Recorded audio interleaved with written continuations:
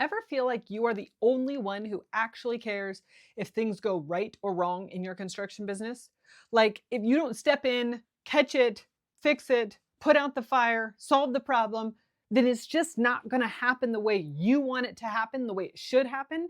And that feeling is incredibly common among business owners, especially in construction, where the work is both an art and a science. Your reputation matters. Your name is attached to every job. In the next few minutes, I want to show you how to get your team to care more without turning into the kind of boss you just don't want to be. I'm Liz Chism, and I've watched this exact shift completely change how employees show up every single day inside their jobs, inside your construction businesses. And as a result, they've helped those businesses double or even triple without the owner having to be the bottleneck of the business. Now, as the owner, you are always going to care more. You started the business, your name is on it, your reputation is on the line, your money, your stress, your future, it's all tied up in the outcome. That part never changes.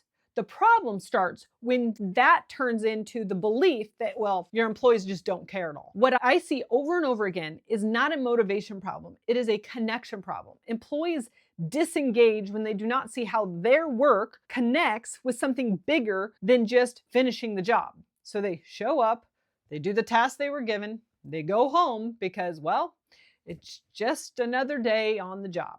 And it's not because they're lazy, it's not because they're bad employees, but because they do not know what winning looks like in your business. So think about it this way. On Saturday or Sunday, you watch your football team play. And when they win, you say, "We won," even though you are not on the field. Now imagine watching that same game with no score, no clear goal, no standards, no rules. How hard would that team actually play?